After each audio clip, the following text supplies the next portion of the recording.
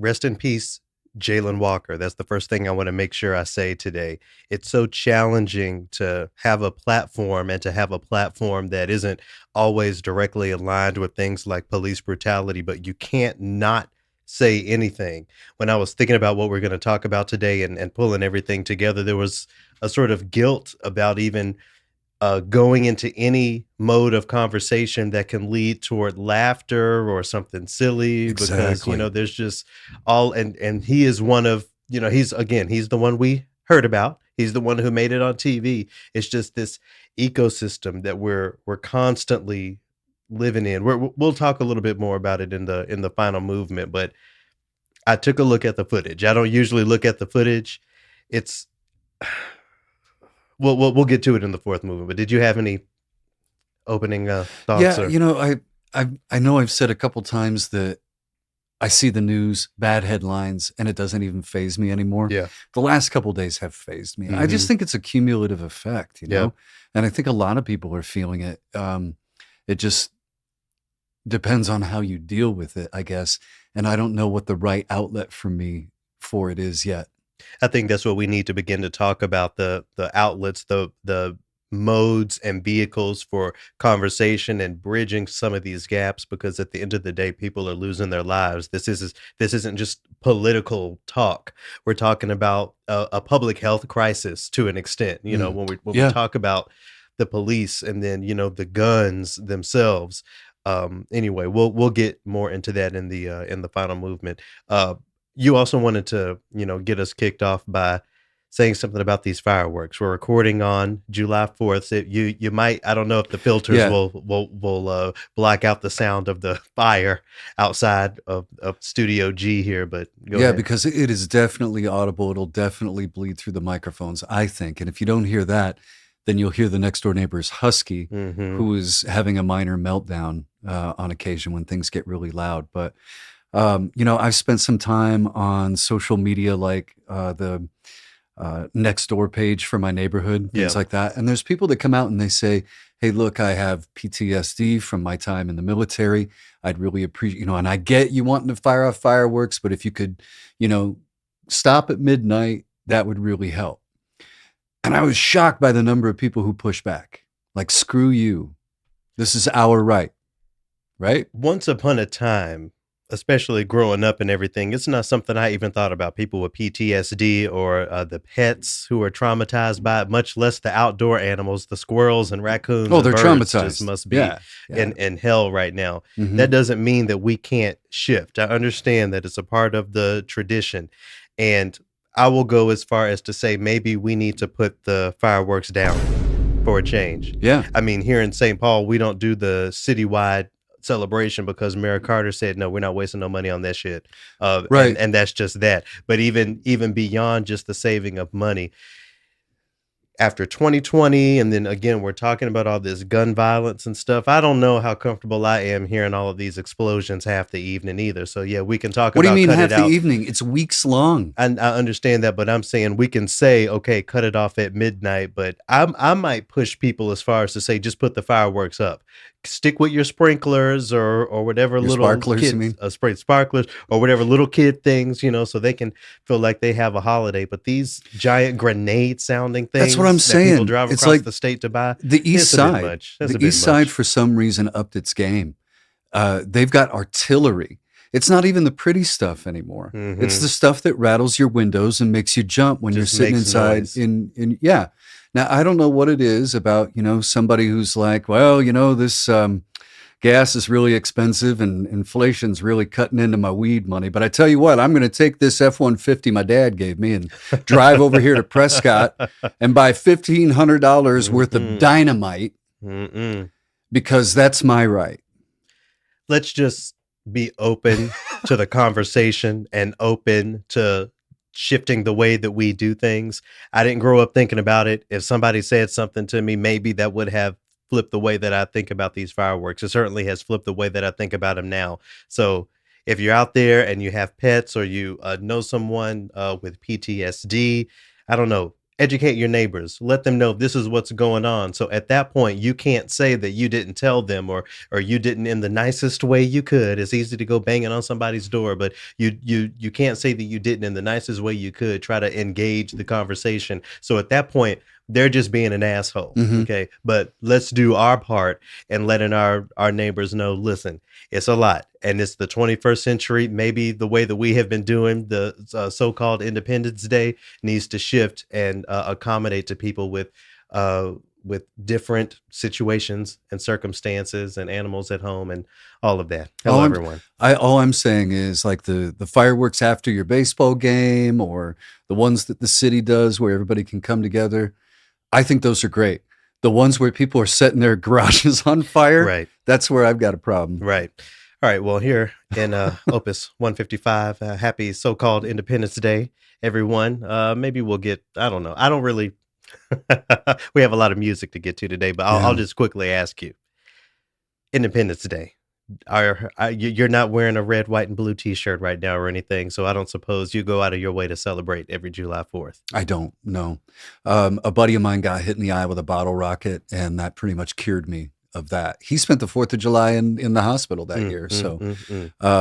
Yeah, I know a lot of people who were hurt by it because that was what they thought was fun, was blowing up a mailbox or something, and they end up getting seriously hurt. I've been seeing a lot of folks. I saw a lot of folks anyway today on social media talking about, with what happened in SCOTUS last week, I'm not feeling like there's much to celebrate in X, Y, and Z. And, I hear that. Black people have only been saying that for 400 years. Right. But there's opportunity in all things and challenges. That's the way I think about it anyway. And maybe we're getting closer to being on the same page. That's what I almost posted on social media today. I decided to stay out of the conversation, but maybe with all of these rights being infringed upon and broader groups of people, broader communities feeling the brunt of what the government is doing as far as taking away rights, maybe that can be a path toward us being on the same page and actually viewing things like the 4th of July as something to critique and the systems and conversations that surround it.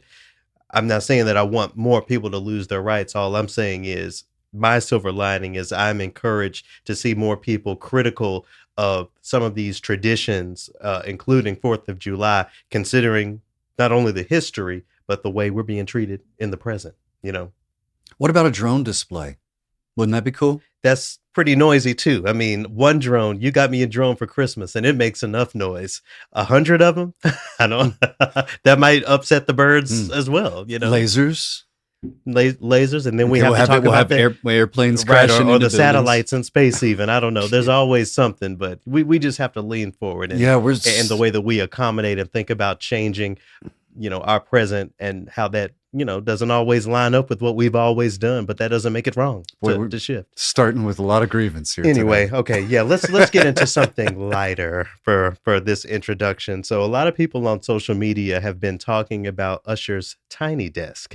I was excited to see it. I always love how NPR's Tiny Desks show, if not a more acoustic side of musicians, because it's not always acoustic necessarily, but just a maybe pared down is the right phrase for it. I really love to see it. Do you have an Usher track that you think of when you think of Usher, the artist known as Usher? You make me wanna. Make me wanna. I think he actually started with that one in this Tiny Desk. Let's take a listen real quick. Let's get into it.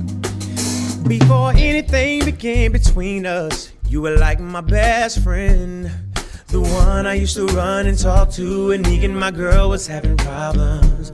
She used to say it'll be okay, suggest a little nice things I should do. When I go home at night and lay my head down, all I seem to think about was you and how you make me wanna leave the one I'm with, start a new relationship with you. This is what you do. Think about her. A slightly different arrangement there. The one we all know has that prominent guitar line in it. I think we've even played that together. Yeah. But there's so much music and so much teaching that can happen even in that moment we just watched. You have the band sort of vamping behind him, and he says one thing, let's go, or whatever, and they're ready to jump on in. There's something that we all can learn from that, those of us who create music together, chamber music or whatever it is. And I think that's just one of the really incredible things about these tiny desks. I mean, they span all sorts of so-called genre. I've seen a Blue Man Group tiny desk. The Sesame Street tiny desk will get you crying. If you need a good cry, turn on that one. I mean, from your perspective, what is it about the tiny desks that make them so special? Why There's are you an attracted intimacy. to them? There's an intimacy level of it. It feels like the difference between going to a big theater and seeing a major play versus seeing one in a small theater where maybe 15 or 20 people can fit. You're close enough to untie their shoelaces, right? And it's also a great measure of a musician's skill. I agree, because there isn't a whole bunch of effects there. They're actually playing and if so, messing up right there in front of you. Yeah. This is called triloquy. I'm so glad that you said it shows the ability and the range of these artists. Should I Run the Jewels really disappointed me. Oh. If you go check that one out, all right, I think you can see that they weren't quite prepared for what this is. You have to come with a different approach. As you said, it's more intimate. So it's not like screaming to a crowd or leaning on your DJ to play anything for you. You really have to be there in the moment. Right. And there have been some excellent examples of that over the course of the tiny desks. I definitely have a favorite. Do you have a favorite tiny desk or one that you return to? 100%. I discovered Khruangbin through the tiny desk concert. Okay. Yeah. And it's great to just have on in the background. Maybe you're having dinner, maybe it's something romantical going on, sure, something like that. Sure. It's great for that, but it also hits on the point that we were just making. When he plays in this small little, intimate venue, it sounds just exactly like it does in the recording studio as it does. You just know that he can really play this guitar. It looks like in their set, Khruangbin performed 3 tunes, Maria Tambien, August 10, and White Gloves. Of those three, is there one specifically that you August love? 10. August 10. Here, let's take a couple listens to this.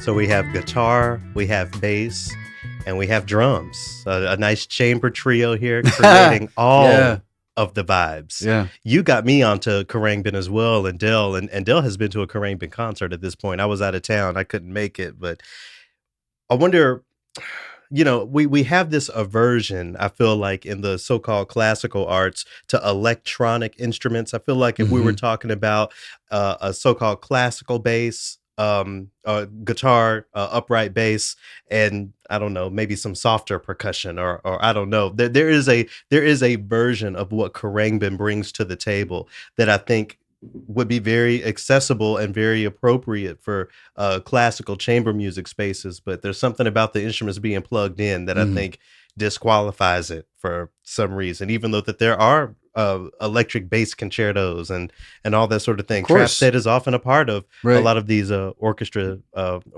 charts.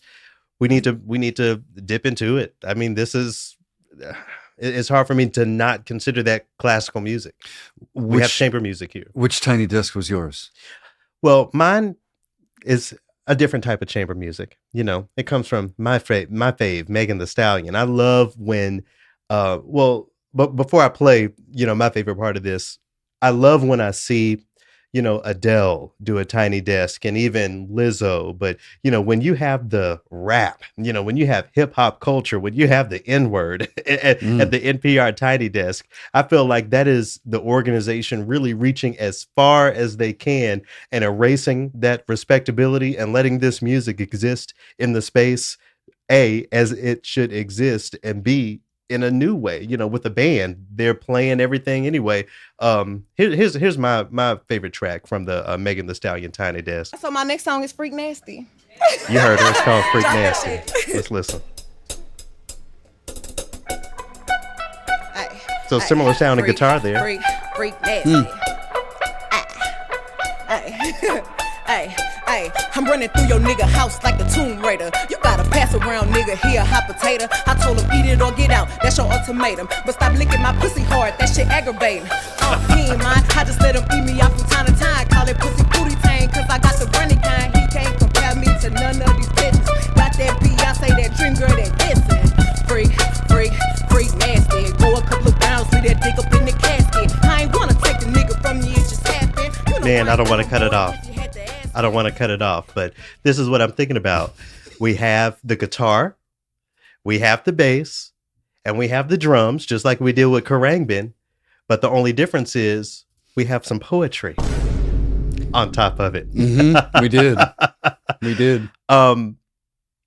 I can see it now. Steve, Mr. Inskeep. Megan said the N-word. What, national? No, the other one. So this is my thing.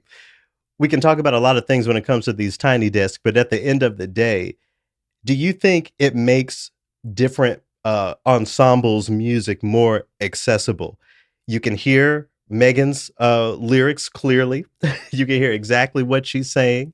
You don't have to go to some, scary hip hop club or something. I mean, you can look at it from the comfort of your home. I think it creates some accessibility to that sort of music. Would you not say? Even if you still feel a way about certain words. Sure, and it can definitely be a bridge, between the younger and older generations. Right. When you have these stripped down versions of these songs. But if you think about it, though, I mean, it's still the side piece.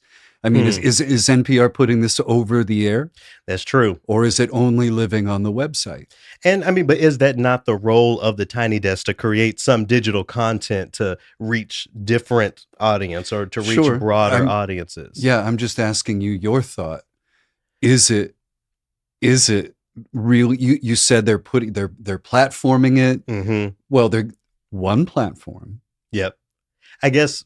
And look, I don't need to ride for National Public Radio, but I will say it would be one thing if they just didn't want to platform the music at all, but they have found a way to do it. I think still the most watched Tiny Desk is when Anderson .Paak did it years ago. And it's a great one. And it's phenomenal. So I think, I give them credit for the Tiny Desks as a concept, because they aren't using any excuses to keep any sort of genre out or any aesthetic out. If, you're talking about, pussy and all that stuff like Megan Thee Stallion is, okay, well, let's do a Tiny Desk, because that's where I am as an audience member anyway. I'm not tuned into their radio station, but I can see this on YouTube and on their distribution channels. So I guess if we want to expand that and create some proximity to the arts, I wonder what a orchestra or an opera house's Tiny Desk is. And I'm not talking about paring down opera and let's hear some arias up close and personal. The same way that NPR has created a new lane for this new music and these new audiences, I wonder what that would look like for orchestras. And I don't necessarily have an idea or an answer right now, but I think it's something that should be considered, something that is very specifically pointed to a different audience. And I hear you. We can talk about the segregation of it all, and so we can't be out on we can't be in the space. Trouble. We have to be over here on the video. But there's something to it. So I don't know. Maybe if the orchestras took pop tunes and created a series that folks can, watch on YouTube or whatever, that could be their bridge or their inspiration to actually go see something live. In all seriousness, I do think the Tiny Desk is one of the best series they've got going. Yeah. And but let's face it, it's also for a wide audience, majority wide audience. Right. So I think that they're really capitalizing. I mean, having Megan Thee Stallion on was a big step. Having Lizzo on was a big step. Yeah, and it was hers was beautiful too. All of it. I think that's the point. You just see a different side to these artists, even the Tiny Desks that aren't straight up hip hop. I remember the Tyler the Creator Tiny Desk is very, very, very beautiful. I forget if it was Nas. I think it was Nas or one of the big rappers did one, and he had cellos and violins back there. So it allows these artists to dig into their creativity, so that they are doing something completely different as well. And I think that's what we have to take on as we talk about decolonizing classical music and creating these new audiences. We have to do something completely different. A lot of organizations want to do something slightly different, or let's tweak this, but in the same way that NPR has done something that is unlike anything else, it's in its own lane. The arts institutions have to do it as well. I've got an idea. What's that? Let's stage Carmen in 1950s New York, so that we can see her get raped on a sidewalk instead of Scott. They're gonna fry you for that. It's no good. It's not funny. I guess that would be different. No, you said let's do it different, and that's they try to do that with Shakespeare. They'll stage it in different eras in different parts of the world. Okay. I think even more different than that, because in opera, we have seen the different stagings in the different times. And we've talked about Carmen here before. Carmen needs to kill John Pablo. I forget it. He's so much of a background character. In my mind, I can't even remember his name. Just like all of these Bachs and Beethoven and Brahms, I can hardly remember the opus numbers, because I'm looking forward at what classical music can be, what a chamber music experience can be. And we're just trying to promote that and inspire that here on this podcast. Let's jump in.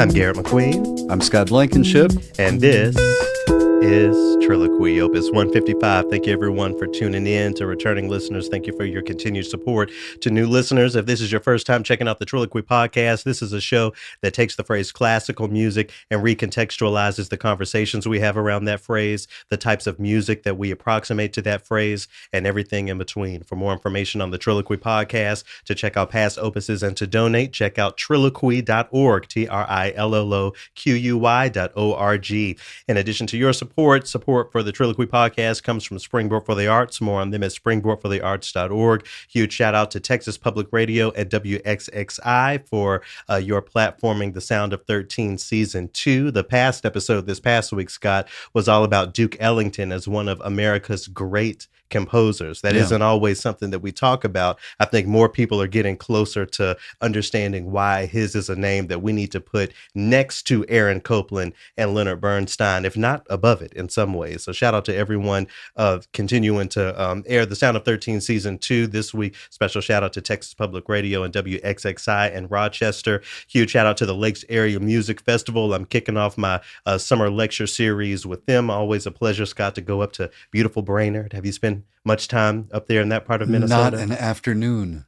It's really beautiful. All of the lakes out there. The first time I really heard loons really singing their song early in the morning, that sun rises, because overnight in places like Brainerd it's pitch black, where you are, wherever you are, you can't see a thing. But then as the sun slowly comes up, you see different colors of pinks and oranges that you just don't see any other time. And, the Lakes Area Music Festival up there in Brainerd is offering beautiful music to offer the beautiful sights and sounds. So shout out to everyone with the Lakes Area Music Festival. Third movement guest this week is Eriq Troi, a composer who I'm looking forward to sharing our conversation with y'all. We are going to speak to America in the final movement and offer some thoughts there. But for right now, we'll hop into movement 1. All right, Scott, so I'm going to get us going this week with a sharp.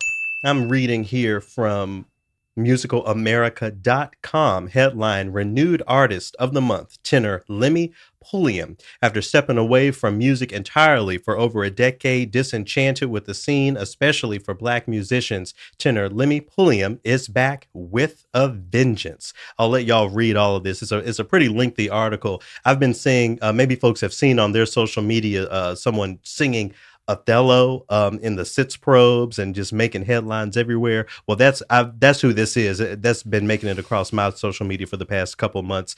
And in this article, it talks about how Lemmy was so discouraged by not really seeing black folks in the early part of his career. He kind of shifted out. Yeah. He ended up working for the Obama campaign, and in that work found himself singing the national anthem for events. And, after dealing with COVID and all sorts of stuff that was impacting his voice, he decided to tap back into it under those inspirations of singing the national anthem. And here he is making waves everywhere on opera stages, especially in his role in the Othello opera. I wonder what it would look like for you to return to the stage. To opera? I mean, hey, no, I know that you don't like musicals, but I think about all the time, what is the situation that would get me back on an orchestra stage as a bassoonist? Do you ever think about the circumstances under which you could return to theater? All the time, man. Oh, to create like that again. But I'm almost wondering if I wouldn't do better as a director of something, and give up the stage. But I don't know. About 15 years ago when I arrived here, Theater in the Round over in Minneapolis was trying to do a show called Death Trap, which is, I forget who wrote it, but the film version stars Michael Caine and Christopher Reeves, and it's a great play. And I thought, who better to play the young writer than me? I could shave and, get my baby face going. I could be the young writer. And now I'm into the age where I can be the older writer. Sure. So yeah, I would love to see somebody mount Death Trap so I could audition for that. Or one of the many half-finished original productions that I have in my computer. Oh, so you want to be direct? You want to star and direct? Is what Scott you Blankenship stars in a Scott Blankenship production. You want to be the directed by Scott Blankenship. You want to be the white Tyler Perry. Is that what it is? Is that what it is? Well, anyway, okay. I like thinking about folks returning to the stage after being gone a long time, because in a way it shows how industries move. The conversation of equity in theater, I'm sure, is thick, but you have to understand that in opera, it's been a particularly challenging road, especially for Black opera singers. And here, I'm quoting Pulliam. He says, "I'm heartened to see the youngest crop who are just starting out on new careers, but it's also priceless to have a support system of people who've walked the path before me." So returning to the stage, he's seeing more Black folks, more people of color, no longer the only one.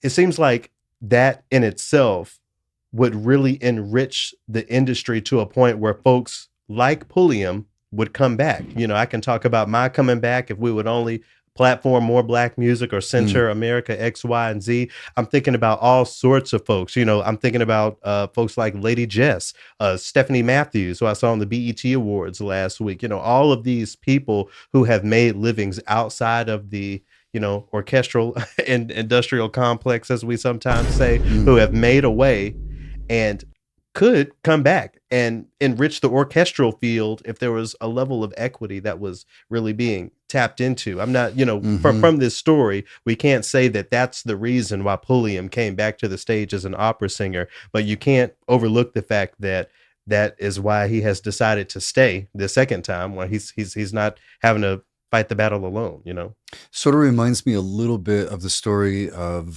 baritone Ryan Speedo Green, who, if it wasn't for people investing in him, he probably would have ended. He was in prison a couple times, but now he's one of the top performers at the Met, and even performing overseas. Maybe it takes the right inspiration from somebody in your circle, or maybe just outside of it, to point it out. Sure, maybe. But now, so you have me thinking, if you see yourself a situation or a circumstance where you could return to theater in that way, being the director, how does the white male theater director in 2022, maybe 2023, engage the conversation of equity? Are you going to make sure that you're only hiring Black folks? You've challenged orchestras to the all Black season. Are you ready to, institute an all black theater season, what would be the way that Wow. that you engage that part of the conversation? I would have to find somebody who knows that body of work. So consultation and reaching out into communities and that sort of thing. Yeah. So first things first, I would have to get in touch with a black theater artist that knows the material, and we got to start there. So you can get to know that person now, and who knows, this time next year you could Okay. be talking about opening your new show Okay. at the fancy theater, and you have your new Where's this fancy Corvette and theater? everything. I mean, Okay. I'm trying to speak it into existence. Let's for speak it into existence. If there's a black theater artist out there that wants to talk about putting together an all black season, let's get the rep together. Hallelujah. Hallelujah. Well, shout out to this tenor, Mr. Pulliam, Lemmy Pulliam. I've been seeing the clips everywhere, and I'll share a little clip with y'all here. This is Mr. Pulliam singing an excerpt from Otello Si pel ciel. I hope I'm pronouncing that correctly. Chris Koch is the conductor here. Beautiful performance by a tenor who the classical arts almost lost, but found again. A little bit here from Mr. Pulliam from Othello. Si per ciel marmorio giuro, per la torte sfolgori, per la morte, per l'oscuro mar sterminator, dir addio, pieto tremendo, presto via che sfolgori, questa man. It must feel so good to get on stage and to really get your shit off like that, like to really holler at a crowd. And that has to be the greatest feeling in the world. It's the flip side of the Tiny Desk concert. Yeah. So instead of this intimate thing, you are just screaming it out to the world. Have you To had, the deaf woman in the back have, row. have you had a moment in theater where you just deliver a line, or you're doing something so dramatic you feel like you were just pouring it all out there? Maybe it was therapeutic. So. Probably a dozen of Oh, those yeah. moments. Oh yeah. Oh, so you're good at doing the screaming and hollering. If it calls for it. Yeah, I mean, in a solo capacity, in the concerto capacities, one of the things that I always have to flip in my mind is that, okay, this is actually about me in this moment. Like, especially having spent so much of my career as a second bassoonist, I'm always thinking about blend and how do I contribute to the whole. I mean, really, as all orchestral musicians should, but that is a different mode of thinking, to really be in the front, physically, literally in the front, but also artistically, musically in the front, and living there in your mind as an opera singer must take a lot of grounding and making sure that you unplug from work when you unplug. Otherwise, you're a diva your whole life, and we see that from some of the opera singers. Speaking of divas, the woman sitting next to him on stage looked bored. Oh, really? Did you see that? Maybe she's just concentrating, making Let's sure say that she's that. counting or whatever. Anyway, shout out to Lemmy Pulliam. Really inspiring to see more Black folks engaging It's a these big Western voice. classical arts, and right, that's what I'm saying. Like, and doing so at the top level, not just for the sake of inclusion and all of these things, but for the sake of these classical artists getting their shit off like everyone else has for all these years, Pavarotti and all these people. Anyway.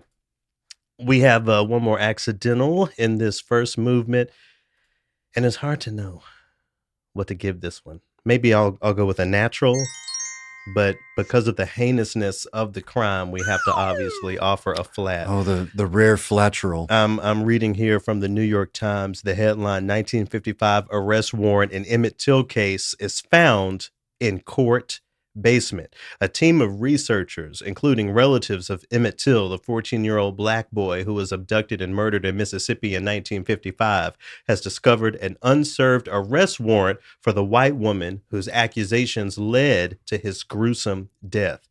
I thought about talking about this woman a few weeks ago, maybe when we were talking about the Emmett Till opera.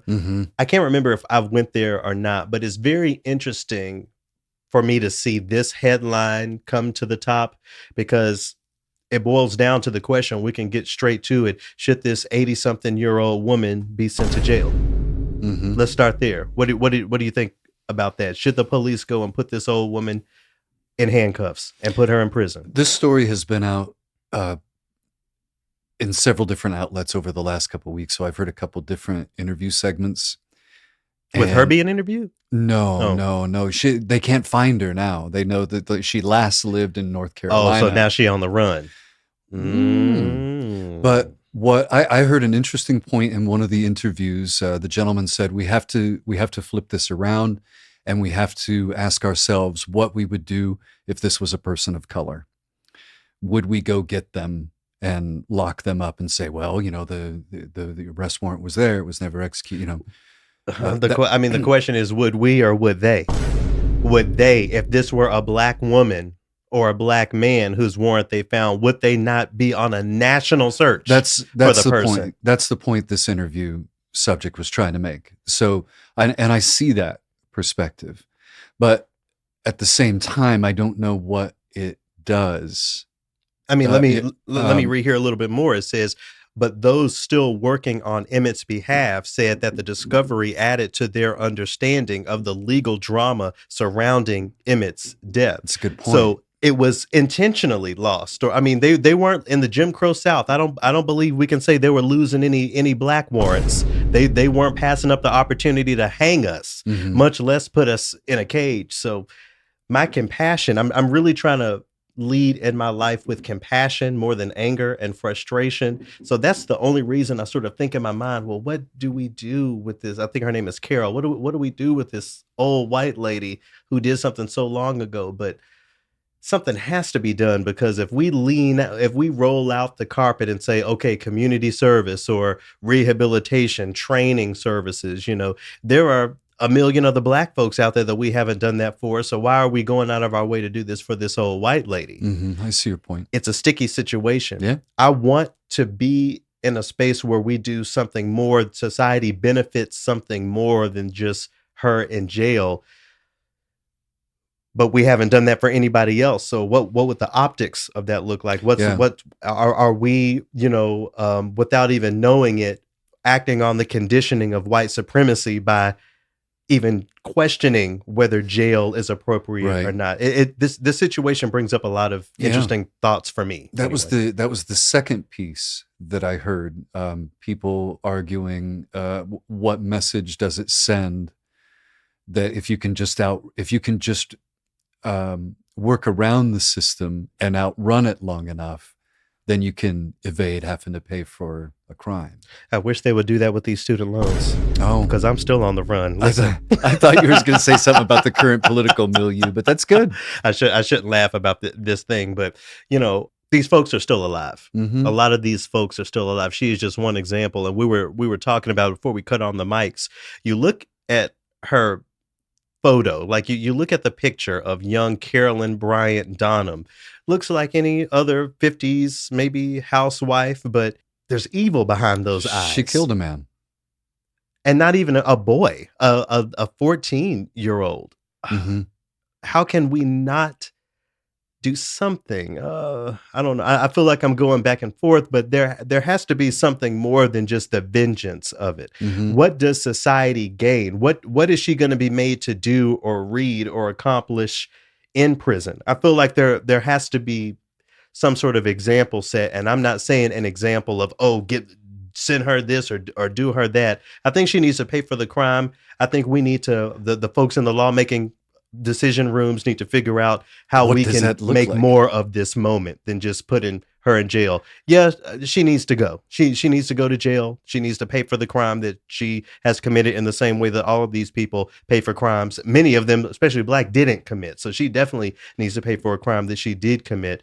I guess I'm just asking, how can we make even more of this moment, especially considering the history? You know, Emmett Till is a name that everyone knows. There's been an opera written about it, you know, and all the drama that was surrounding that. But there has to be something. There has to be something more. Right. For those who aren't familiar, after Till was killed, his mother decided to have the photographs printed, released the photographs, and had them shared publicly so that people could see what happened to her son.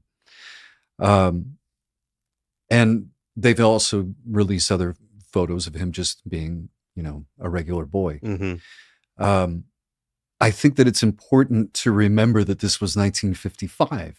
You know, this wasn't hundreds of years ago, Right. like when people think that slavery was actually happening, Mhm. when it's really the length of your grandmother and her mother living back to back. That's how recent this was. And even if we're not talking specifically about the adults back in Jim Crow, back in the 50s and 60s who are committing these crimes, their kids are most definitely around. And what do those kids think about the Right, actions of right. their parents? Is this something that they just don't talk about at the dinner table, something that is not addressed at Thanksgiving? Probably. What are the things that come from that? You know, the children of these criminals are in management positions, you know, are in charge of hiring, you know, let's tie it to the arts, are in charge of programming. Casting. You know, what would Carolyn Bryant Donham think about programming diverse music or black music on an orchestra concert? Or would she program in a certain way that looks pretty similar to what a lot of the orchestras are doing now? You know, how can that line and say, okay, this is called triloquy, right? How can that line not be drawn? Or at least how can someone like me not be expected to draw that line? Now, before y'all misconstrue what I said, I didn't call anybody's orchestra racist necessarily. I'm just saying what I imagine this woman would do in a decision-making position in the arts is closer than not Suspect, to what we have seen Yeah. over these decades and continue to see with many of our arts institutions. Let us know what you think. I think it's time to find this woman and not only, as I said, put her in jail, just throw her in a cage, but figure out how this can be an opportunity. Set her up from jail to talk to other white folks about the wrongs that have been done, to teach them about the history, to teach them the truth of the racist past. I think something can be done here, but I guess we'll see. I'm sure it'll be all over the news when she's found hiding somewhere for something that she didn't think that she would have to pay for. And, you know, before we leave this, I wonder how many other warrants are going to be found in the coming years. How many of these 70, 80, 90-year-olds out here think they got off scot-free for that crime that didn't hit the news line as the Emmett Till situation did? We'll see, won't we? And what is it with Greenwood? Greenwood, Mississippi, they lose the warrant. Greenwood, Oklahoma gets burned down in the Black Wall Street massacre. Move out of Greenwood. Ooh, the history of the South, huh? All right, well, to transition out of this and into our second movement, I found a track called Lament for Emmett Till. It's a work by ALA.NI and Adrian Younge. We'll listen to a little bit of this to get us into our next movement. Whitewash justice shall relieve more than it can ever sow. Cry,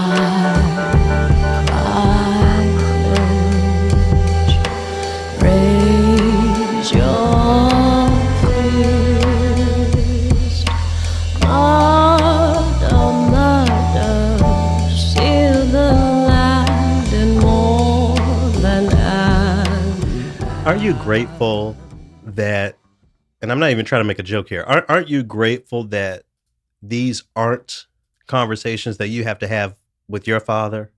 That you don't have to have the uncomfortable idea of him having participated in something like this, even the contrary. And I've only met the man once, but when I asked him about the civil rights era and his life in the 60s, he could instantly think of a story, and that is a story in which he helped somebody black. Now, maybe your dad had it in mind because he knew whose house he was coming to, but at the end of the day, there are people who were on the right side of history and people who are not. He shared details about that story Goodness with you gracious. and Dell that I didn't know. Yeah. So I don't think that it was necessarily front of mind for him that night. Maybe it's so uncomfortable for him as well. That has something to do But- with the fact that it wasn't talked about Right. all the but time. we already have had similar conversations. For, Because real quick, for folks who may not remember us talking about that previously, long story short, your dad showed up to be a character witness for a black man who was accused of something Putting that a brick through a he windshield. didn't do, or whatever the story was. So Mhm. he went out of his way to stand up for a black person, where folks like Carolyn did the absolute opposite. It's like we always talk about this neutral place where a lot of people, especially arts institutions, try to stay out of certain discourses or out of certain dialogues because they don't want to get mixed into what is political or whatever they'll brand it. But at the end of the day, that neutrality doesn't exist. It's not something we can lean on. We have had the conversation because shortly after you and your dad, you mean? A similar conversation, because after that trip, he came up here to help me with some plumbing things, and I talked to him about some things that were on my mind. Like, number one, I had at that point I was having trouble squaring the effect of a lot of my privilege, and that having a father that I could count on, and someone who did have a little bit of money in his pocket, that if I needed something to repair my car, whatever I needed, something for school, that he usually had a couple bucks in his pocket that he could help me out with. And just the full-on realization of that not existing for people of color. Yeah. And not only that, but the conversations that we did not have to have. And, about how to act in a police stop, or what to do if you're in a dangerous situation. The talk that Emmett Till's mother gave him before he went down to Mississippi, and it still didn't save his life. Right. So I don't know what the end of the story is. I'm just saying that we do have these sort of conversations, because I do think that in his mature years, he's far more open to these things than he ever would have been when I was 12 or 13 and people of color were having those conversations with their children. So let me put you on the spot. Let me ask you to use your privilege that you speak to for good.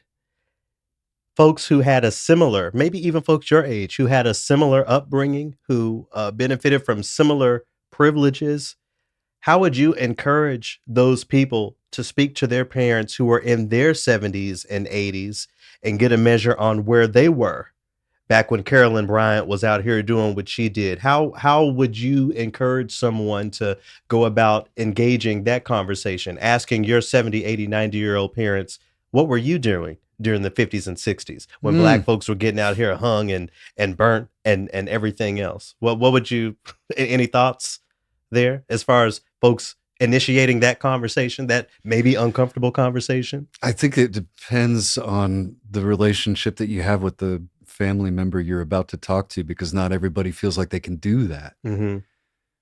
I don't think there is one answer or one way to do it. I'm lucky in that I can talk like that with my father. Maybe just to do it, because I wasn't going to be shy. Your dad was sitting at my dinner table and I wanted to know the tea. I wanted to know what was up. And that wasn't me indicting because I like the perspective. I'm not 70 or 80 years old. So I like hearing what people saw and heard and experienced back in those days. Considering the history of this nation, though, there are certain things that were seen and experienced that might not always be so comfortable to talk about. The point that he brought up was when I was born, we were in Goldsboro, North Carolina at Seymour Johnson Air Base. And there was a lot of racial tension that was going on at that point. And Dad said the family did not get off the base. So even there is that insulation. He was in it, in the South, in all of the civil rights strife that was going on, but still not having to face it. And he was judging everybody by he was managing the hydraulic shop, and his opinion of you varied on how well you performed. Sure. We were kind of talking about it. Well, we're going to get to this music here in a second, but I'm thinking about one of the conversations we were having last week with the Great Migration and how things can get cut off just at a generational point if we don't talk about these stories. So I think this is just another example of that. It would encourage everyone, no matter what your background is, all the Black folks too. Talk to your parents, talk to your grandparents. Oh my gosh, if you have a great grandparent that's still alive, definitely write down everything that they have to say.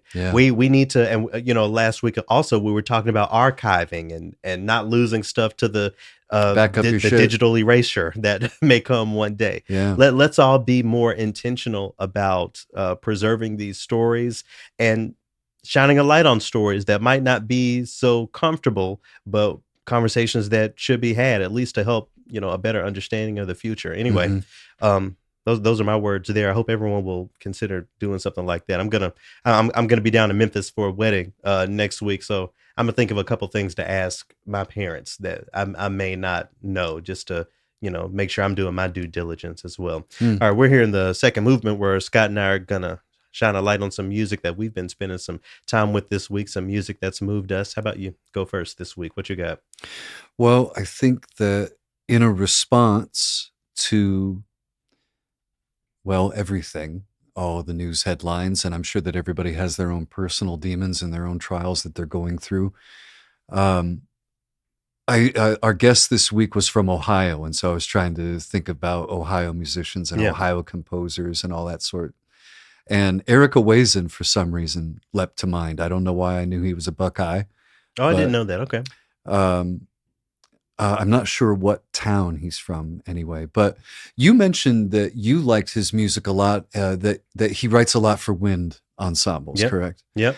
And that's where a lot of the contemporary music that was taught comes from, and so you got to know him.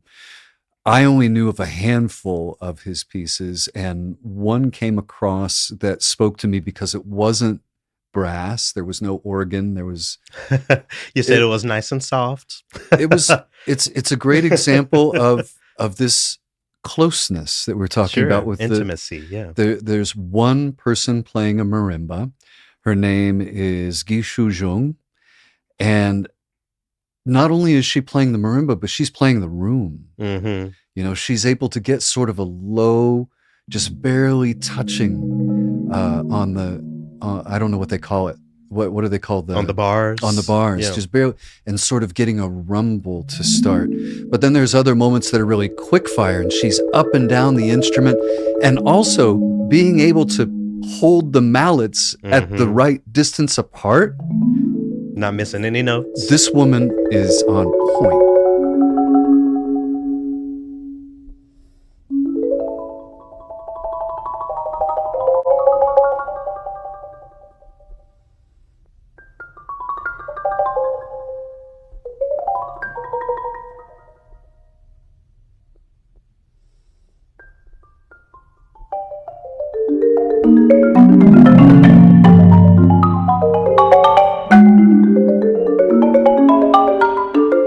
Called Northern Lights by Eric Ewazen. Do you get to much marimba music in your work? Any marimba concertos that come across the playlist or anything like that? I only ask because I feel like when it comes to percussion features, it's easy for us to forget. We talk about the piano concertos all day. We talk about the violin features and the string quartets and all that sort of thing. Even as a wind player, I tend sometimes, I used to forget about percussion, and I was always intentional making sure I'm keeping it in there and keeping it in the mix. Isn't it interesting how there's even discrimination within the different sects of this music? I mean, it's true. No, because sure, I hear you. I learned at my first radio gig, harpsichord was a no-no.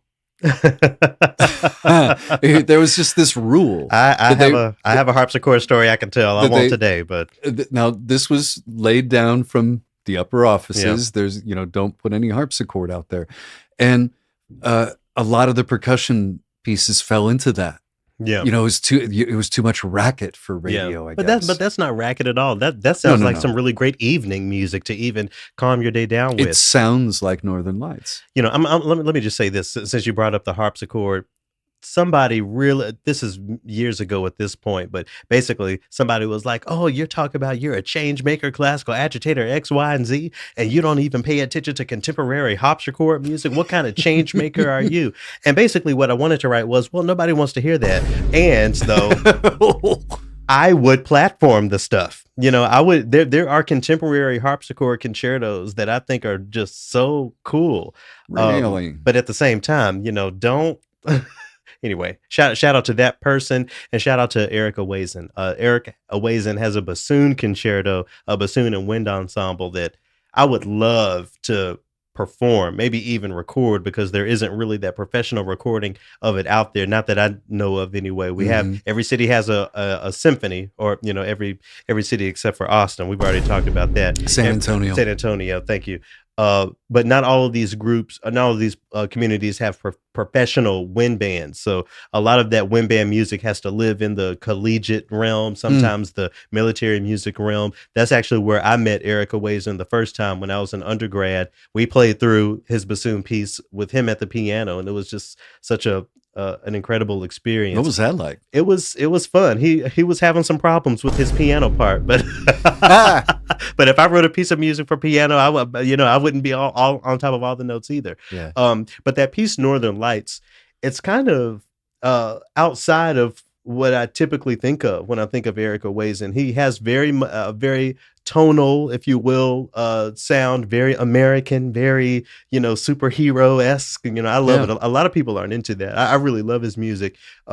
But I'm glad you have shined that light on his percussion music there, his marimba music. I think we need to make sure that we're remembering the marimba players and the percussionists more in general. Shout out to all of y'all out there. All right, well, the piece of music that I want to share this week is one by Mason Bates. I feel like I must have had to have talked about Mason Bates's Mothership on here in Triloquy before. Orchestra meets the Boots and Cats. So he's very much known for the way he integrates electronics in his orchestral music, but he also has a lot of relatively acoustic music that sounds really great. He has a violin concerto that I love, but this week I want to talk about a track of his called Desert Transport. So he wrote this some years ago after taking a helicopter ride over the American Southwest. I believe it was Arizona, with a man named Robert Moody, who's now the music director down in Memphis. So shout out to Bob. But he wrote this piece of music sort of painting the picture of the scenery and what it was like to view the different landscapes. And I'm really attracted to this, because I'm all about my new music, contemporary music, American music, but it also paints a picture. Last week we were talking a little bit about music that moves people, Well, I think music that inspires imagination is also just as important.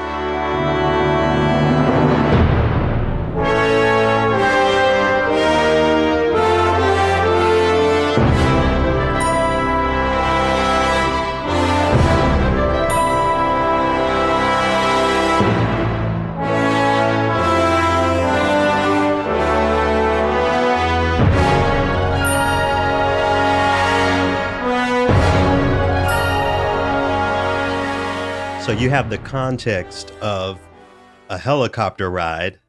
What do you picture in your mind when you hear those sorts of sound, the big, broad, loud brass? What must Mason Bates have been talking about musically there? Oh, when you get over like the Grand Canyon or Moab, any of these southwestern national park areas, it's almost too big.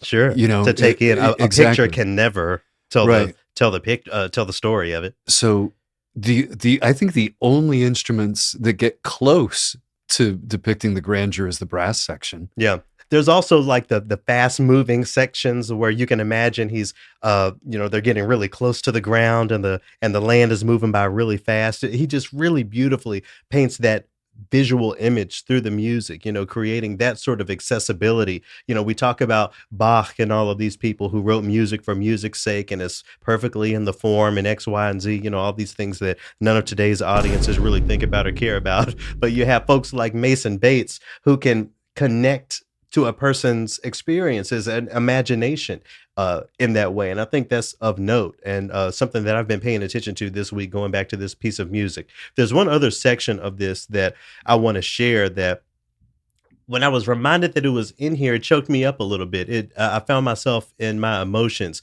At one point, you hear shakers enter the orchestral atmosphere, and those shakers are met by some indigenous singing, like some sort of ceremony that was going on, some sort of musicking. And for Mason Bates to include it here, I think was not only very artistic, but very responsible as well.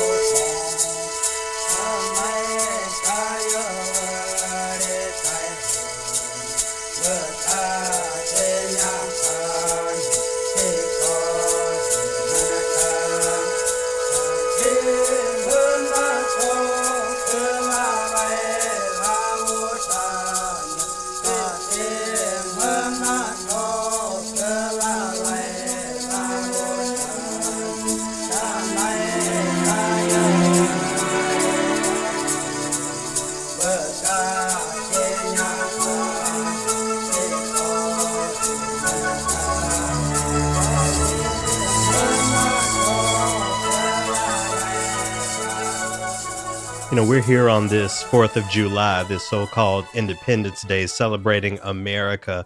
How many times today in your media or in your news watching have you seen indigenous people honored, indigenous ceremonies, indigenous cultures? Has that been a part of the barrage of God bless America No. of today? Okay, and that's a bit of my point. And I'm not here trying to grandstand because I forgot that was in there. But when I think about not only the way Mason Bates incorporated that music, but gave it its moment, and then the Western Orchestra, accompanies with the indigenous music taking the lead. I think there's some beautiful symbolism there of what could have been the story of America, unfortunately is not, but what can still be. What would it look like if we re-engage the conversation of repatriation of indigenous lands, or how we can incorporate the indigenous story, indigenous cultures into everything we do, certainly in the way that we celebrate this country, if we choose to do so. So it's moving. It's moving to me. I'm not in the moment in the same way I was earlier today, because again, I was reminded of it. I had forgot that was in there, but I really think there's something to that, and I hope that we can continue to think more and more about what that conversation looks like. I almost wish that the voices were a little bit more prevalent in the mix, because you do know that the Supreme Court recently said that reservation land is not sovereign. God. No, go check it out. It happened. And I hear those words and it makes me think of, I don't know, I don't want to put a number of years into the future, but Yeah. enough years into the future, and that language might not even be spoken anymore or even known. And we have to not fall into the trap of thinking of these indigenous people and these indigenous cultures as gone or having disappeared. And again, I think there was a level of responsibility that Mason Bates was practicing there. If you write a piece of music about a helicopter ride over the southwest portion of the United States and you don't honor indigenous cultures, you're doing the wrong thing. You're erasing history, and you're erasing the present as well. You're erasing a people that are here. So shout out to Mason Bates. If you don't know Desert Transport, I definitely encourage everyone to check that out. It's what I've been listening to this week, and I hope y'all will check it out as well. All right, well, we're here in the third movement. This week I am speaking with Eriq Troi. We got connected over social media. Eric was really excited to hear some of the conversations that were happening on this podcast, and as a composer himself is always looking at how to engage the next step, how to take proof of concept style recordings with digital instruments and to use those as a selling point to actually get music commissioned by the orchestras. He's a multidisciplinary music maker, so it's not just the orchestral music, but it's a cross genre. And I think this conversation just highlights what's happening with music makers who are really on the ground. We can talk about the Black composers who have gotten the commissions by the big orchestras. Shout out to Carlos Simon. Shout out to Jessie Montgomery. I was hanging out with her the other week in New York. We honor and we salute them. We also have to honor and salute the people who haven't quite made it there in their careers and hear their perspectives and what their thoughts are on entering the field and utilizing their musical gifts. So all of that to introduce Eriq Troi. I'm really excited to share the conversation that I had with him. We're going to get into my conversation with a short excerpt from one of his works. This is called A Woman's Touch, a really great example of a type of music that he creates and a tune that I've also been returning to. So here's A Woman's Touch by Eriq Troi to lead me into my conversation with Eric. Hope y'all enjoy. She, God's manifestation of her love for me, divine in every way. She, my understanding of balance, sacrifice, the beauty found in the world's ugliness, the ugliness in which she erases with every caress, every kiss, every word of kindness. She, God's manifestation of her love for me, my helpmate, gives me power in every touch. I learned how to cook from my grandma. I'm one of them. I'm that generation where grandmama had you in it. All right, baby. Sure. Now, you're gonna have to come a time, and creating music is like cooking, Yeah. right?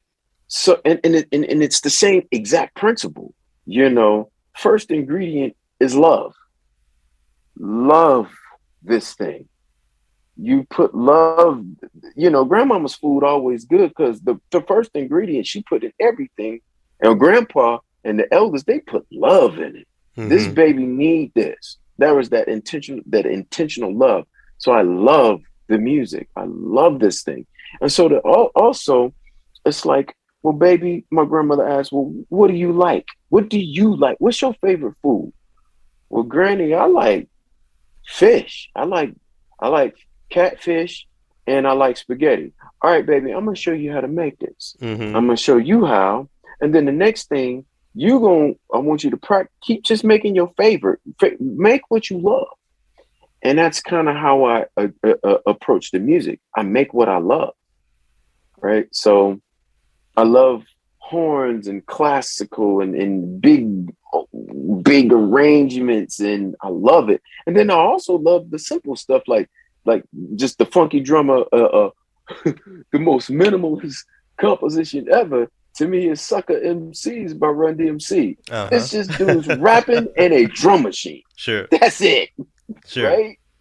So it's just just a bunch of stuff that I love, and it's just like stuff I love to eat, right? So just go make it.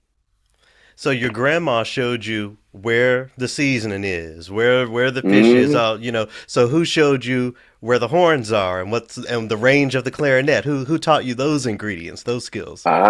So it's really funky. My Uncle Edwin, in regards to my music, he was my first ever teacher, and he was in a funk band, basically.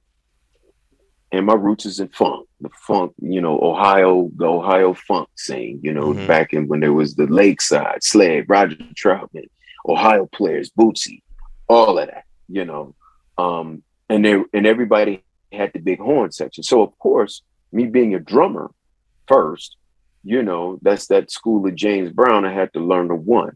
Okay, that's the meat, right? So. Okay, but we need to put something on this meat, right? So you got seasoning such as the bass, which was my second instrument. And it's like, well, the bass is going to give melody to the drums, right? So, but it's always got to hit that one. So now you got guitars, you got singers, and all of this other spices. And how they sing it are the different spices. So if you looked at Ohio players and Commodores, same instrumentation, but totally different sound. Right? That's the mixture of ingredients. Speaking of food, you have confunction and let's say you have Parliament Funkadelic and Earth, Wind and Fire. Sure. Right? It was like 40 of them. I don't know. 40 of them dudes.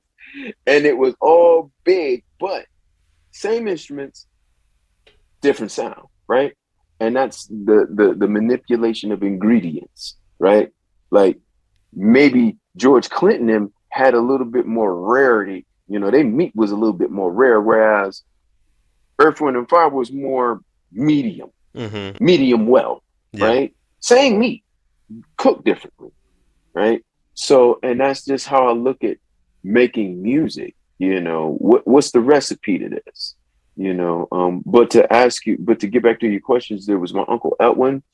There was two teachers at my high school, Mr. Drone and Miss Sally. Miss Sally was the orchestra teacher. We had music in our school. And my Mr. Drone was my communications. We had a studio in the school, and that was where I got to actually learn how to record these things. Right. So I had access to these instruments and just access to them. And I would just, the studio was my laboratory, and I would just experiment with sounds and all kind of craziness. So it was wild. It was wild. But thanks to Miss Sally, she allowed me to go in and touch, the contrabass for the first time, and I fell in love with that instrument. And I was already playing electric bass. Mm-hmm. And then she was like, you ought to check out Ron Carter. Okay. I didn't know who no Ron Carter was. Well, he's a bass player. I didn't. Ooh. And then come find out he played with Miles Davis, who I absolutely ooh. And then there was this rabbit hole that I just opened up, and it just, You talk about funk. You've used that word a few times. That's not a style of playing. That's not even a music history that most orchestral musicians even learn. So is there a way that you, I don't know, infuse the seasoning into the notes? Have you ever found yourself having to sort of teach the spirit of where you're coming from musically? What's your experience there? So it's really weird that you just said that. I had an incident over in Berlin a while back because I used to live in Germany. And it was wild because the young lady that she played viola, and she was asking me like, how do you do funk? I was like, it's like, okay, so and I had to like answer it in a way that was respectful, but it's like having sex, and she kind of looked. I said, I mean, do you tell your husband and your partner, okay, well, I want you to thrust at 25 PSI with a 33-degree angle? That ain't what you do. Right. And she was like, so you mean it's like making love? I said, it's exactly like making love. And it comes from a place of the heart. It comes from your whole being, your body, your soul, your mind, and all of that. And you put that in the music. That's what the funk is. And he said, so it's what about and she was asking me about more of the technical stuff. And I'm like, it's like, so I had to go to Bruce Lee. I was like, it's like water, my friend. If you put water into a cup, it takes the form of the cup. If you put it into a teapot, and so and it's the same thing with music. The funk is the same exact way. You can kind of tell it answered the question, but it didn't answer the question. And it was like, Prince said, if you can describe the funk, then it ain't funk. And I quote Prince. So it's just one of those things, either you know it or you don't. What's a funk G minor 7 as opposed to a classical G minor 7? It's the same damn thing. Sure. Just right? The treatment of it, the way that you approach it, the way that you do it, It's 12 notes, but infinite combinations, right? But 12 notes. We talk a lot about, in the industry in general, we talk a lot about people's barriers to orchestras as audience members, going into the concert space. I wonder if you can speak to the barriers to orchestras as a creator, as a composer. Maybe I'm mistaken. Maybe you do have an 80-piece orchestra waiting on you tomorrow to, play around with some stuff. But if you don't, if that's not your reality, I wonder what the barriers to that reality are in your view. Honestly, I'm not concentrating on the barriers, because what you concentrate on will persist and manifest. I'm concentrating on the gift of the music. I constantly see the 80-piece orchestra in my mind. Not to be getting all deep, but I speak on my orchestra so it manifests. And so far, being obedient to that gift that I'm talking about is manifesting. You dig? So I don't even concentrate on it like I used to. But to answer your question, to really get into it, I would imagine it would be about not being notoriety as a composer. I find that world is very elite or elitist. I think, what's the word? Elite or elitist? Correct me if I'm wrong. It's very reciprocal.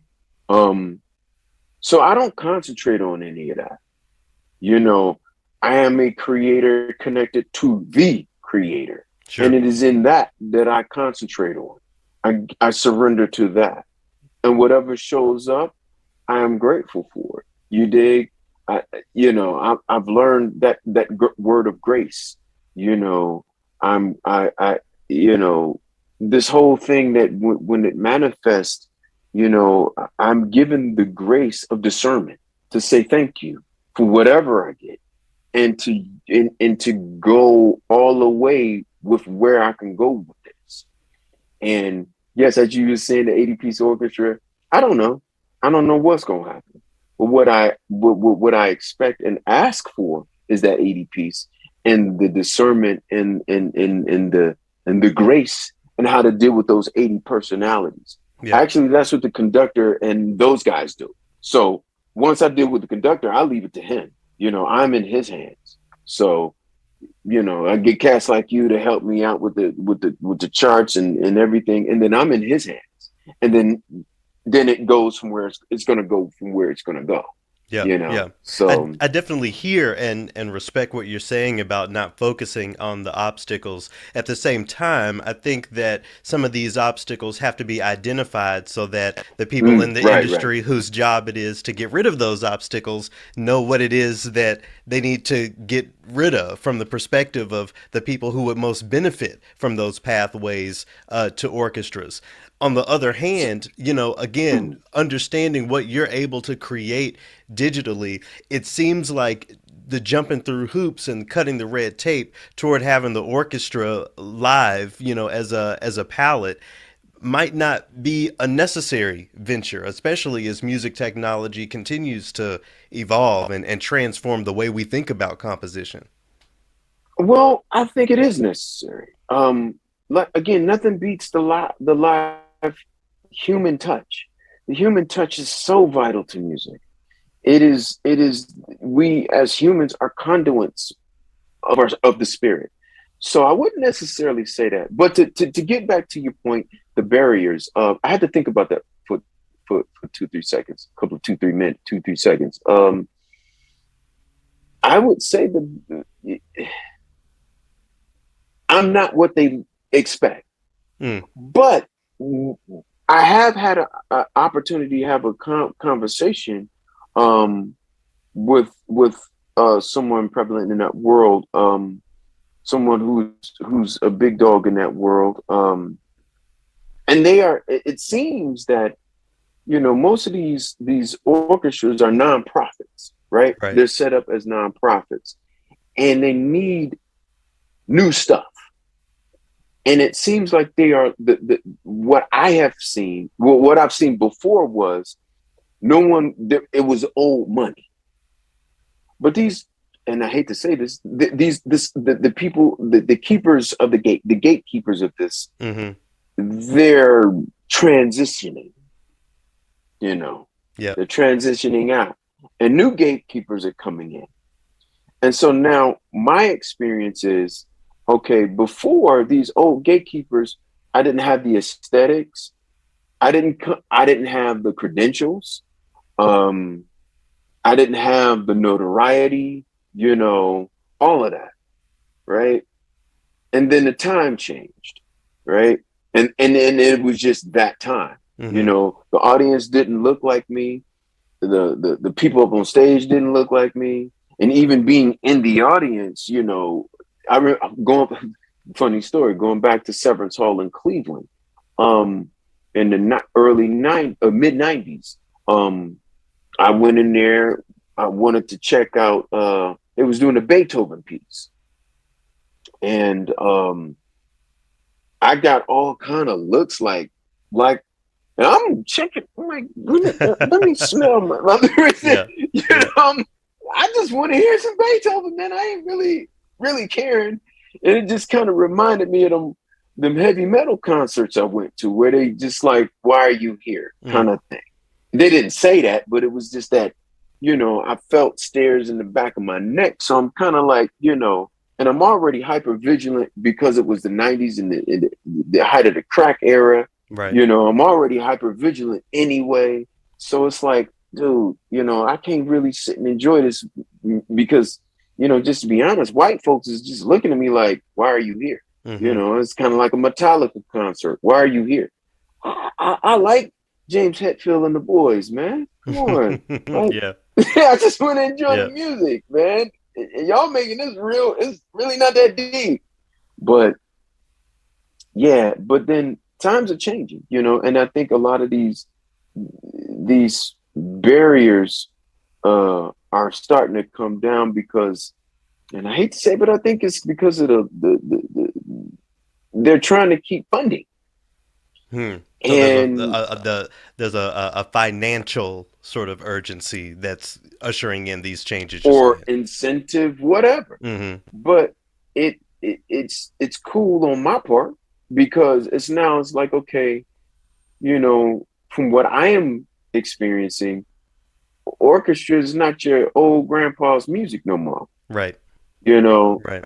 And they are looking for some orchestra. I mean, it's like, yeah, we want to do the classics, but we want to do new classics. Mm-hmm. We want to look for the new stuff. And even some of the opera, even some of the musicians, like a friend of mine that I met back in Germany, she wants to do new stuff.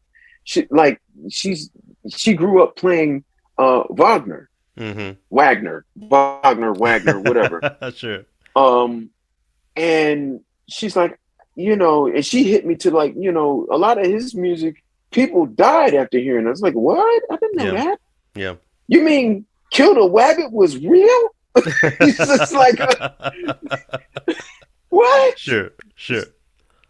And she's like, I grew up playing this stuff, not really knowing. No, I don't want to know, but I want to know something new. But she's a classical. She comes from that world where it's classic and it's real technical and, and it's great to when, and she was telling me like it's new.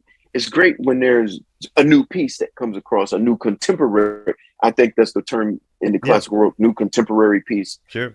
And you get those old heads, them old heads that frown on that stuff. But then you got some of these new players that just like, look, let's do something else. Yeah. So, and there's that clash, but I just find it all interesting. I just find it all interesting to me, man. It's all music to me. I mean, the mid 90s, that era that you're talking about, it wasn't yesterday, but at the same time, it wasn't all of that long ago, and we've seen a lot of change in the industry since then. You know, we weren't seeing Florence Price and William Grant still being performed in the mid 90s in the way that we see them being performed today. Black music and that tradition being venerated as it should be. Are you encouraged, with the perspective that you have, that chronological perspective, are you encouraged that we'll continue that momentum all the way toward normalizing performing today's composers? I think it's important to celebrate composers, even the Black composers of the early 20th century. I also understand that there are composers who are living and breathing and walking around now who deserve their flowers as well. Oh yeah. I'm very encouraged. And it's really funny because I follow you and the Black Opera Alliance. Yep, and shout out Black, to them. Yes. And they opened me up like it was a whole new world, because for a minute when I started doing compositions and orchestral compositions, and I've been working on this for like 7 years in that particular vein of music, and my opening was in film. So, and I'm like, I know there's more other than Quincy Jones, right?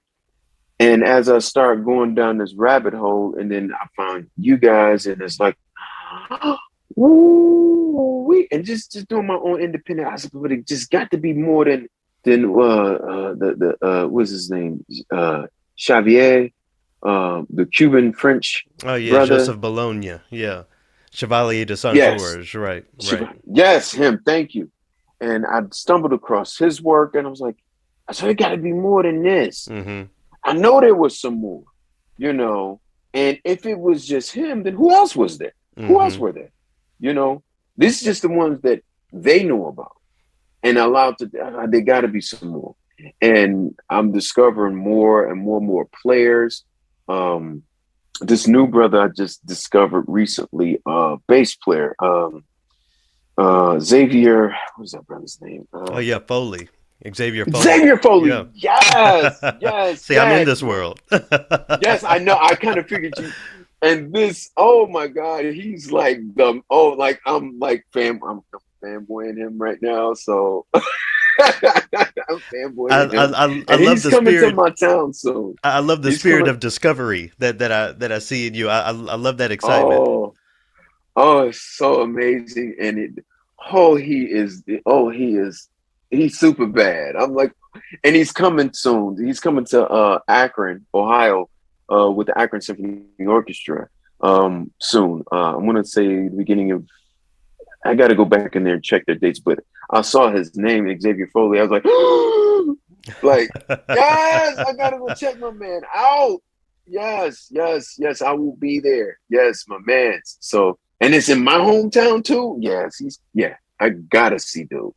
And and the one sister that you interviewed, it was really funny because she talked about John Williams showing her love, right? And it was really funny because my introduction to John Williams was I saw the very first Star Wars, right? When it first in Atlanta, Georgia at the Fox Theater. And the opening, and it was so loud. I was like, and I told my mom, I want to make that. I want to make that kind of music. What is that? And she's like, that's classical, baby. That's classical music. You know, but it's really funny because, you know, the generation before us, you know, that boomer generation, you know, that's rich white people music. Almost kind of like, but I want to make it. Well, that's fine, baby. But it's like, oh man. So, you know, when you little, you don't, okay, well, I'll just go back to this funk thing, you know, but it kept calling me, man. And so what my mom did was she bought me the Star Wars score, the on vinyl. And I played that record over and over and over until it scratched. So, and then it was jacked up, and I can't find the original vinyl no more. I'm gonna find it though. I'm gonna get it again. So I'm gonna get that vinyl again. So it was really cool. As we broaden, especially Black folks, as we broaden our purview of possibilities, especially musical possibilities, all the way into the concert hall, I think it's important for us to not feel like we have to leave parts of ourselves outside, you know, even musically speaking and creatively speaking. I think about classical music as something that can also refer to the music of Nina Simone and to Marvin Gaye, you know, countless jazz, countless R&B and all of that sort of thing. So with that in mind, as we get close to wrapping up here, as you continue on your journey toward creating this symphonic music, what are you bringing with you? I hope that you aren't leaving the funk all the way outside of the concert hall. No. My stuff is always on the one. it's go. I don't care what music it is. I could be playing Schlager music of Germany. It's gonna be on the one. So I'm gonna throw that one in there. You know, it's always gonna be on the one. I can't even help it. You know, that's just, you know, asking a bird to not fly. Sure. You know, but no, I'm bringing all of I'm bringing the Quincy Jones. I'm bringing the Nina Simone. I stand there in their spirit in hopes that, you know, I make them proud. You know, Miles,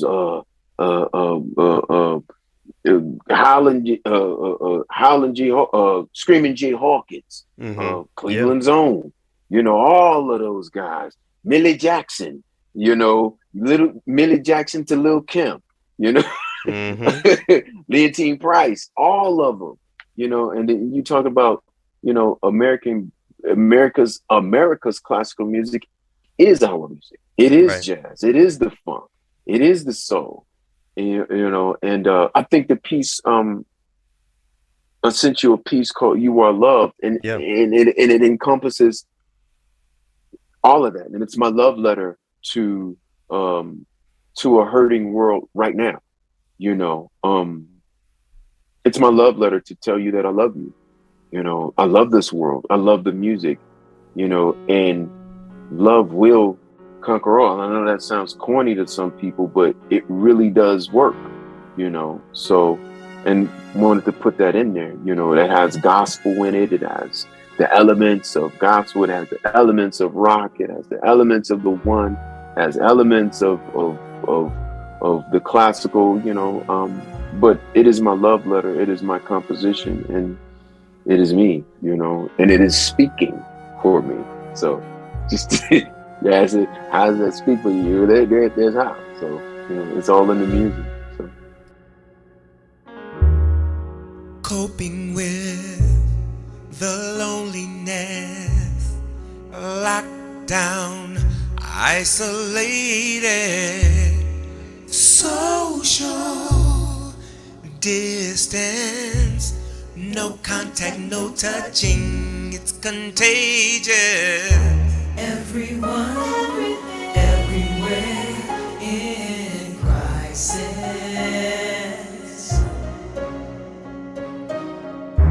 Best believe this one thing is for certain. You are loved.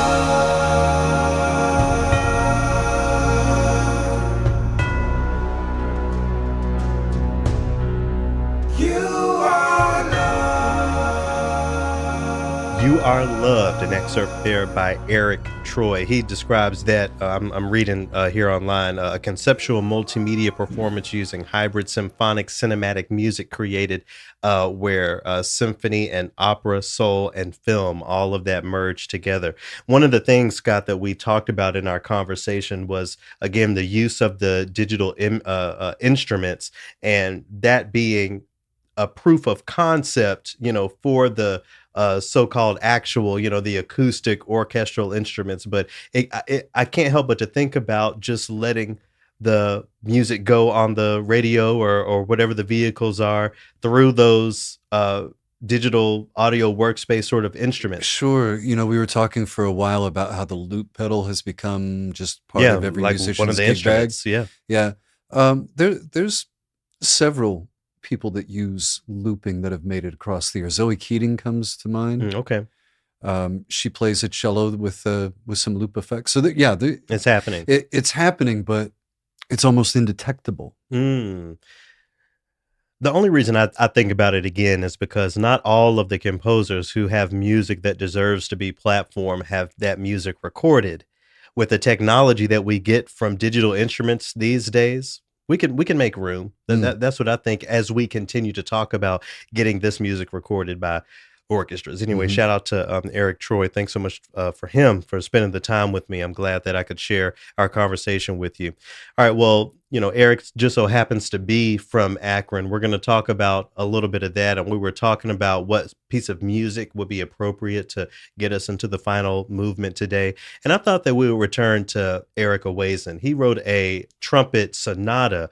I've seen it performed, an orchestral arrangement of it as a concerto, but the thing that people listen to the most, at least from my perspective, is the piano and trumpet rendition. The middle movement is just so tender and so beautiful. So as I'm thinking about all of the lives lost and all of the difficult conversations we have moving forward to find some level of peace in this country that we don't have yet, I thought it would be great to shine a light on this really beautiful piece of American music. So here's the middle movement of Eric Ewazen's sonata for trumpet and piano to get us into our final movement today.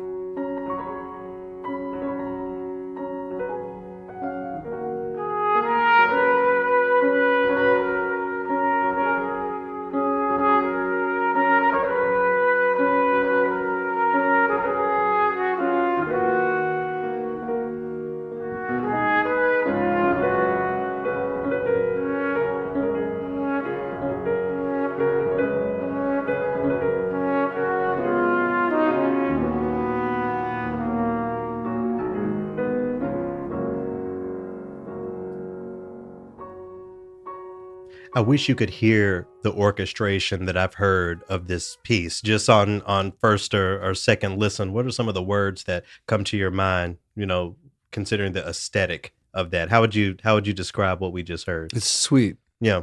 Yeah. And what was the word that you used just before? Oh, I've already forgotten. I'm sorry. What's coming to my mind now is tender. Oh, tender. Sure. Yeah, there's a tenderness about it, a sweetness. See, now that I'm listening again, I'm thinking of the word reminiscent. I'm thinking about Nostalgic? the nostalgia, you know, and he writes one day that bassoon concerto is going to be recorded. Maybe I'll have to do it myself. I'll front the money to hire it or a wind ensemble. Eric Ewazen has written some really incredible music. Eric Ewazen is going to be talked about after he's dead. I mean, he's definitely going to be one of those American composers.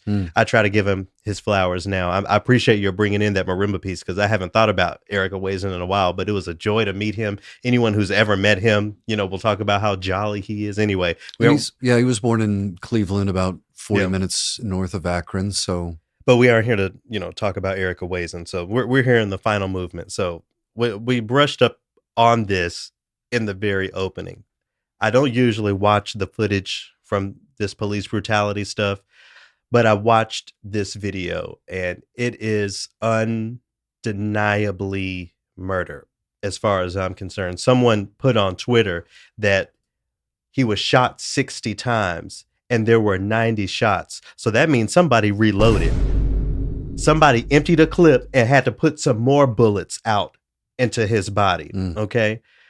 I also showed you, if I find the tweet, I'll put it in the description, a link to it. I showed you some Boy Scouts. I forget where they were at, went to a police station to take a tour, and images of Black men were being used as target practice. So what we see is that it is a part of a police person's training to dehumanize the Black body, especially the Black male body. And that's how you get to situations like we have here, what happened over in Akron.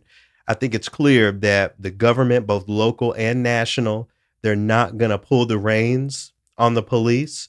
The body cam footage does not matter. You know, there was a time where we were hopeful where if the police officers had to wear that camera, they would be more careful. We see that doesn't matter.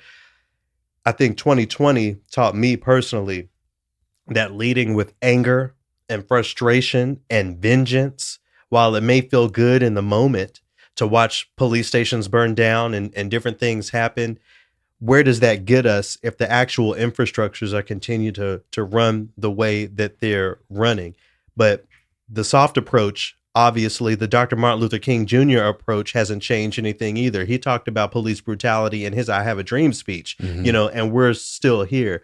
It's hard to know if there is any way forward, if there's any peaceful way forward when it comes to what the police are doing and the way that they're terrorizing the populace.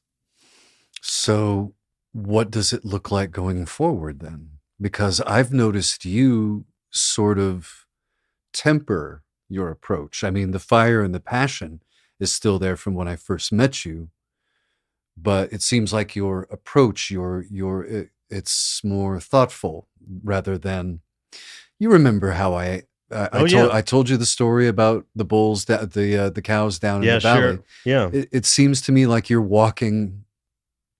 not running so quickly down into the valley. How about that? I think I'm not even walking down there. I'm looking down and just trying to survey what is the way to engage this situation. The police are being trained to kill, and specifically kill Black people, Black men. Maybe step one is helping more people, especially white folks and people who feel compelled to support the police, maybe getting them a clearer picture. But, you know, after what happened to George Floyd, it's hard for me to imagine people still not being aware of what's going on. So what is it going to take? Is this just where we are? Some people, no matter what, are going to support the police. And those of us who see things another way, we can continue to talk, we can continue to protest. But is this just where we are? I mean, is it too late? Is the house burning too much to be saved, to be salvaged? That's what I can't help but to ask myself when I think about this sort of situation. You're right. And it especially solidifies it when it doesn't stop. You know, this is our 300 some odd mass shooting. This is over in Highland Park today, July 4th. Yeah. And, you know, I don't know how many times you multiply that by when you talk about the number of people who have been killed in the street by police. So we can't speak to society as a whole because we are where we are politically, socially, on all parts of this conversation. So let's pare this down and talk specifically about the arts and arts institutions. What is the reason for the relative silence? Let's say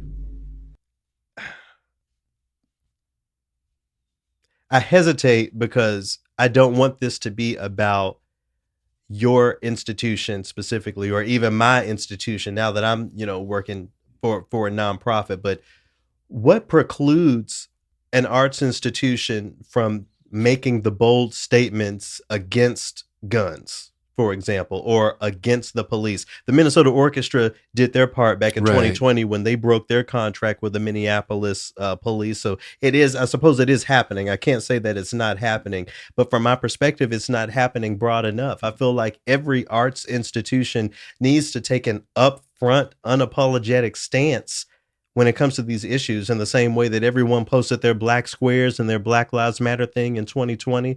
We have to keep the energy going and keep the discourse going. I mean, we've been circling this for the past few weeks. Can we skip the part where something tragic happens at an orchestra concert or at an opera performance? Can we just not have to do that to take an action step?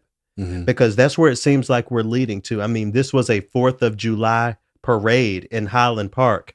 It seems like any conservative's dream would be to support something like that. But you have the white nationalists, who I understand that they caught at this point, killed 6 people and injured so many others. Taken alive. If it's happening, taken alive, you're right. If it's happening in spaces like that, why do we think that it can't happen in any space, including art spaces? That's what I'm saying.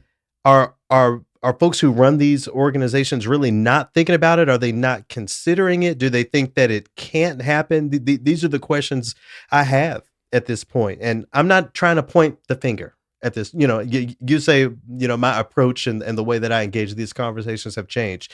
I don't think pointing the finger at anyone is what I'm trying to do, as much as I'm just trying to get people to think about the fact that human lives are being lost. Children are being killed. There are folks with 60 bullets in their back. Running from the police is not a crime punishable by death. It should not be anyway. So we lean on, the law, or what's legal, or why was he running, and X, Y, and Z. I don't think any of that is here nor there when we talk about the compassion for human life. I'm trying to lead with compassion these days. And maybe my doing that can inspire other people to lead with that same compassion.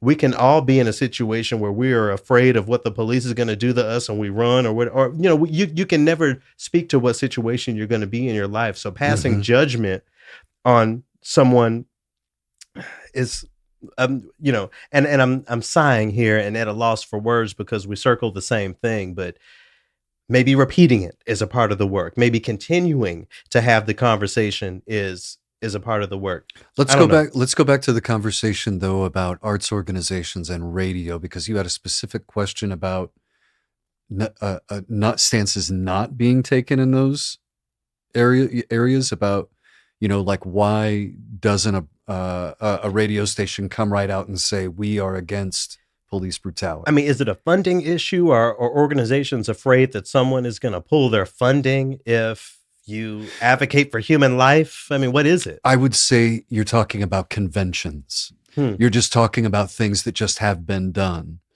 And I can tell you every radio station I've worked at has shied away from stepping into the political fray just because they say we're not a news station.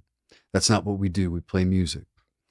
And that's at the top 40 radio stations and the alternative stations that I worked at too. They say, leave that to the news. We do music. I'm not saying it's right. I'm saying what it is. Now, obviously, morning and afternoon drive shows, they'll jump in the news. But are arts institutions, are there roles to just play music, or are these mission statements things that read accompanying audiences or engaging communities, or is that You're not talking the about language? being performative? Well, I'm saying if we go to the mission statement of most of these arts institutions, it doesn't just say we're here to play music. That's our job. It's nuanced in a way to even the classical radio stations to be the companion or whatever, language this is. So this is what I'll say then. I encourage everyone to go to the mission statement of the arts institution that's in your community or that you're most aligned with, and maybe write to them and make a case for them to stand by their mission statement. If the mission of Triloquy is to decolonize the conversations and the pieces of music connected to the phrase classical music. So if we're going to decolonize that phrase, that means we have to include these conversations and what we do here on this podcast. So that's how I can make that connection. So however we can make the connection with all of the mission statements of these arts institutions, what they see their role as to the community or for a community, maybe that can be the road forward. Rest in peace to everyone who lost their lives in Highland Park. Rest in peace to Jalen Walker and to all of the other people whose stories we will never know. We haven't heard and that we will never know. Arts institutions have a role to play in this conversation. There's no neutrality. People are losing their lives. We aren't headed in a positive direction. Let's skip the tragedy that happens in the opera house, in the concert hall, at the conservatory, at the School of Music, whatever. Let's just skip that part and take a stand now. At least I can try to inspire us to do so. Thank you, everyone. Let's hold strong. Let's lead with compassion, and we'll see y'all next week.